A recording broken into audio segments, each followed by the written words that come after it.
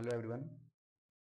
जैसा कि हम लोग पिछले कक्षा में पढ़ चुके थे कि भारतीय राष्ट्रीय आंदोलनों में जो कुछ संगठन सब बने थे, गदर पार्टी या फिर और भी कुछ इतिहास के बारे में जो मॉडर्न हिस्ट्री को हम लोग स्टार्ट किए हैं, इसको और आगे बढ़ाते हुए हम लोग यहाँ राष्ट्रीय आंदोलन से जुड़े कुछ महत्वपूर्ण संगठन को पढ़ेंगे। यहाँ बोर्ड पर आप लोग को पीछे दिख रहा होगा होम रूल लीग के बारे में लिखा हुआ है या होम रूल आंदोलन के बारे में लिखा हुआ है। आइए इसको हम एक एक करके समझने का प्रयास करते हैं। होम रूल क्या था, होम रूल का मतलब क्या होता है।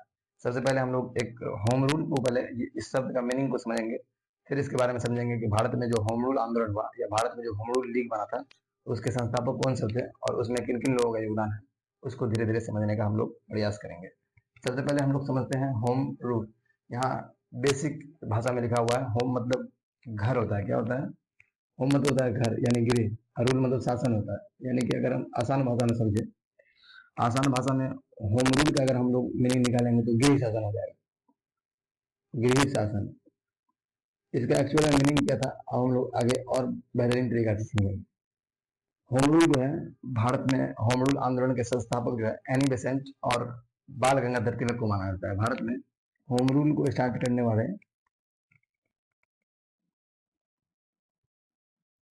होम रूल प्रारंभ किए थे बाल गंगाधर तिलक, और एक है एनी बेसेंट का नाम इसमें आता है।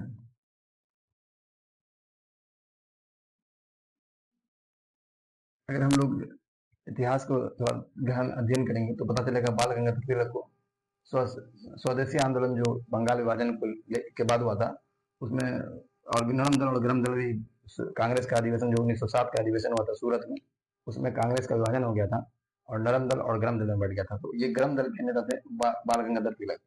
इनको 1908 में जो है जेल हो गया था, 1908 में इनको पकड़ लिया गया था और 1916 में इनको रिहा किया गया था। तो 1916 में इन्होंने होम रूल का स्थापना किया, 1916 में, और डेट था वो 28 अप्रैल 1916 को बाल गंगाधर तिलक ने, बाल गंगाधर तिलक ने होम रूल का स्थापना किया। और ये जो इन्होंने जो स्थापना किया था वो पुणे में किया था, पुणे में। बाल गंगाधर तिलक ने होम रूल का स्थापना पुणे में किया था क्योंकि इससे बहुत सारे लोग जुड़े हुए थे और ये उस समय भारतीय राष्ट्रीय आंदोलन में एक प्रसिद्ध नेतृत्व कर रहे थे, एक प्रसिद्ध नेता थे। तो इनके साथ बहुत लोग जुड़े एनी बेसेंट के मुकाबले में। इन्होंने अपना स्टार्ट किया था पुणे से, महाराष्ट्र पुणे से अपना ये होम रूल का स्थापना किया था। इनका दो पत्र चलता था, दो जो है पत्र चलता था बाल गंगाधर तिलक का। एक का नाम था मराठा और एक का नाम था केसरी। ये जो केसरी पत्र था ये दैनिक अखबार था, दैनिक मतलब डेली यूज में वाला। ये जो मराठा था ये साप्ताहिक था। ये जो मराठा था इसका लैंग्वेज जो था वो अंग्रेजी भाषा में था, इंग्लिश भाषा में छपता था। और ये जो केसरी था इसका लैंग्वेज था मराठी, यानी ये भाषा मराठी भाषा में छपता था। ये थोड़ा सा ध्यान में रखना है। ये दोनों पत्र पूछा जाता है कि बाल गंगाधर तिलक के पत्र को बताइए, ये मराठा किन का पत्र था। तो ये इंग्लिश भाषा में था, वो बाल गंगाधर तिलक का था। ये केसरी दैनिक जो डेली यूज के लिए होता था वो मराठी भाषा में था, बाल गंगाधर तिलक का। उसके बाद 1 सितंबर को 1916 को एनी बेसेंट जो रहती है, एनी बेसेंट एनी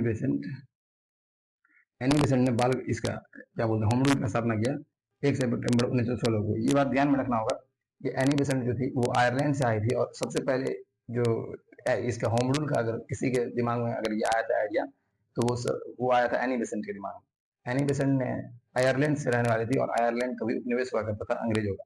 तो वहां पर ऑलरेडी जो है ये इस टाइप का होम रूल शासन लगा हुआ था आयरलैंड ऑस्ट्रेलिया सब में। ठीक है, तो एनी बेसेंट बोली कि ठीक है, अगर तुम अंग्रेज हमको आज़ादी पूर्ण रूप से नहीं देता है तो हमारे यहाँ जो पैसा आ रहा है या हमारे यहाँ जो जो भी चीज हो रहा है उसका इन्वेस्ट भी हमारे इसी देश में इंडिया में, जो भी पैसा ले रहे हैं कर से या जो भी इंडिया से हम लोग को फायदा हो रहा है वो उसका निवेश हम लोग इंडिया में ही करें। और लगभग कुछ छूट दिया जाए, भाषण कुछ छूट दिया जाए हम लोग को शासन में। और बाकी अंत अंत फैसला जो है कहीं ना कहीं अंग्रेज का ही होता है होम रूल में। तो होम रूल में ये पूरा शासन हम लोग को नहीं मिलता, लेकिन कुछ हद तक हम लोग को यहाँ पर थोड़ा शासन हमारे अंडर में आ जाता है। तो सबसे पहले अगर होम रूल का विचार किसी के दिमाग में आया तो वो एनी बेसेंट के दिमाग में आया था। ये आयरलैंड की महिला थी और ये भारत आई थी थियोसॉफिकल सोसाइटी के माध्यम से। हालांकि हालांकि एनी बेसेंट को भी जो है 1916 में गिरफ्तार कर लिया जाता है, लेकिन दिसंबर 1916 में इन्हें छोड़ भी दिया जाता है। और एनी बेसेंट को 1917 में कांग्रेस का जो अधिवेशन होता है उसमें कांग्रेस के अधिवेशन में अध्यक्ष चुनी जाती है।